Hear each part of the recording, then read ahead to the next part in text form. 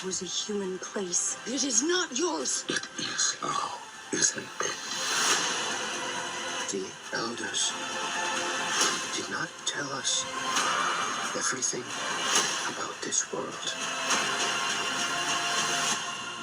Nor bend for your king. Never. Hello everybody, welcome back to Screenstars. I'm here today to bring you my review for the 2024 film Kingdom of the Planet of the Apes. The film is directed by Wes Ball and it stars Owen Teague, Freya Allen, Kevin Durand, Peter McCann and William H. Macy. Right, so this film is set about 300 years after the last film that we got, which was War of the Planet of the Apes, I think. Was it around 2017? Caesar is now long dead. Apes are kind of owning the planet. They are the ones that are pretty much in charge, and you've got different clans of apes. Some of them are aware of Caesar and his legacy, even though some of them are kind of corrupting his name and kind of going against Caesar's teachings. And a young ape called Noah seeks to find the rest of his clan after they are killed and attacked by Proximus Caesar's clan of vicious apes. So he kind of goes on the hunt to try and find out where the rest of his clan has been taken. Along the way, they meet a young human called May, played by Freya Allen, who they learn has the ability to speak, because now many humans are essentially very, very primitive and they don't have the use of speech. They team up in order to stop Proximus Caesar, played by Kevin Durand, from breaking into a huge facility that holds potentially the secrets of mankind or humankind of the past. Right. What are my thoughts on Kingdom of the Planet of the Apes? Well, I'll be honest. This is a film that if you'd have asked me 12 months ago, do we need this film? I'd probably have said no. I think the last series of films that we got, Rise, Dawn, and War for the Planet of the Apes, was an incredibly well-made trilogy of films that was respectful to a franchise that you could argue was long dead, even if there was a great deal of affection for the franchise from the 70s and beyond. So they kind of revived that franchise, freshened it up, made it really, really relevant for modern audiences, and they were all super popular. But they ended fairly definitively, if you like. So many, as I've said, including myself, wouldn't have thought this film was necessary.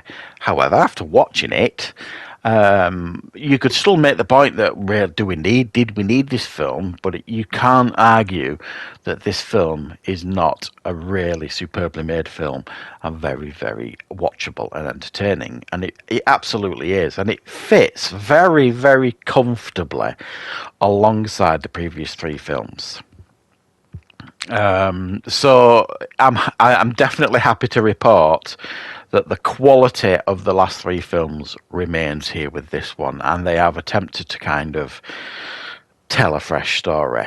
They've really tried to distance themselves now and moved on with the history of this franchise. So like I say, it's set 3 centuries after the passing of Caesar. So you get to kind of see a new chapter of the story of these apes, taking over the planet and stuff like that, and the involvement of this new young ape called Noah.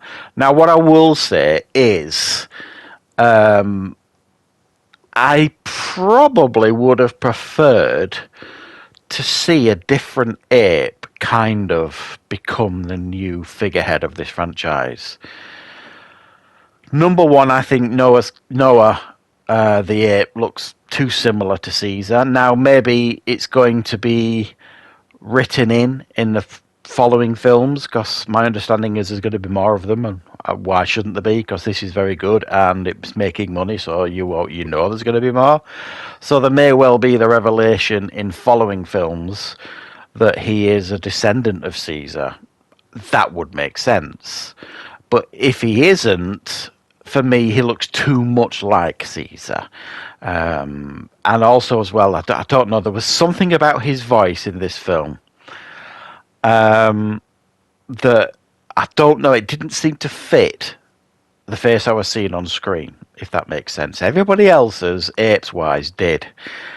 Peter McCon, who played Raka, very, very strong voice performance by him. Kevin Durand as Proximus Caesar, fantastic performance by him. And I know they're not just voice performances, they are physical performances, because these films are made with the actors on set, with all, the things on, but motion capture technology on, and they've all been to ape school, so they've all kind of learned how to be the physical aspect of the character as well as the voice of the characters.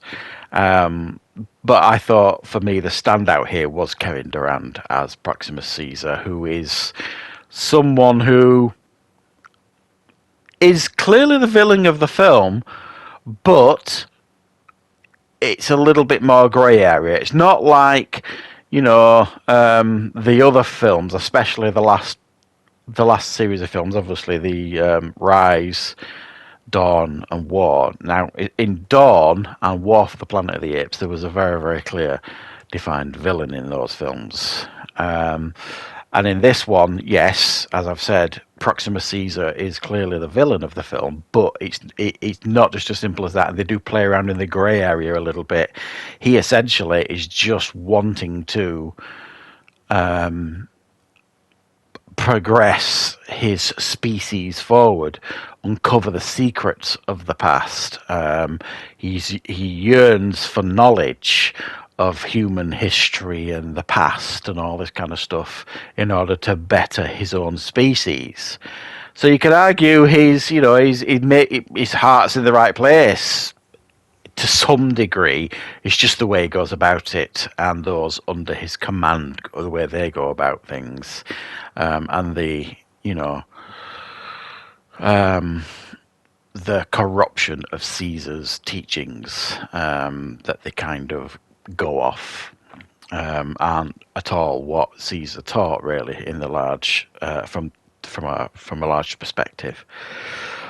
But I mean, I honestly, I think this film was incredibly entertaining. It does feel like a fresh chapter, a different story that they're telling here. You can see the seeds are being sown for where this franchise is going to be going, in a sense of it's not just as simple as the apes are in charge, humans, you're going to do as you're told. You get Freya Allen's character again.